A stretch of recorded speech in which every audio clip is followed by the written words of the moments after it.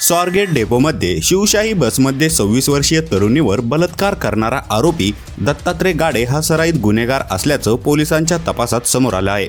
दत्ता गाडे याच्या मार्गावर पोलिसांच्या 13 तुकड्या आहेत, पण 48 तासानंतरही त्याला अटक करण्यात यश आलेलं नाही।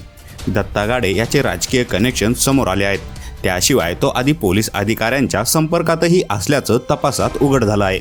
26 वर्षीय दत्ता रामदास गाडे एका प्रमुख लोकप्रतिनिधीचा कार्यकर्ता असल्याचं समोर आले आहे। त्याशिवाय त्याच्या संपर्कात काही राजकीय व्यक्ती होत्या। पोलिसांसोबतही तो संपर्कात असायचा, असे प्राथमिक माहितीमधून समोर आले आहे। धक्कादायक म्हणजे दत्ता गाडे हा PMP ST स्थानकात वावरत असायचा आणि तेथील तरुणी आणि महिलांना पोलीस असल्याचं भासवत जाळ्यात ओढण्याचा प्रयत्न करायचा, असंही तपासात समोर आलं आहे।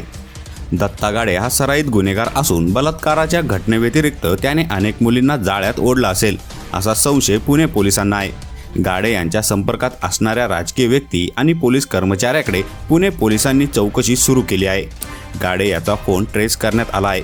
त्याने संपर्क केलेल्या 20 जणांची पुणे पोलिसांनी चौकशी सुरू केली आहे। या व्हिडिओवर तुम्हाला काय वाटतं ते कमेंट करून नक्की सांगा।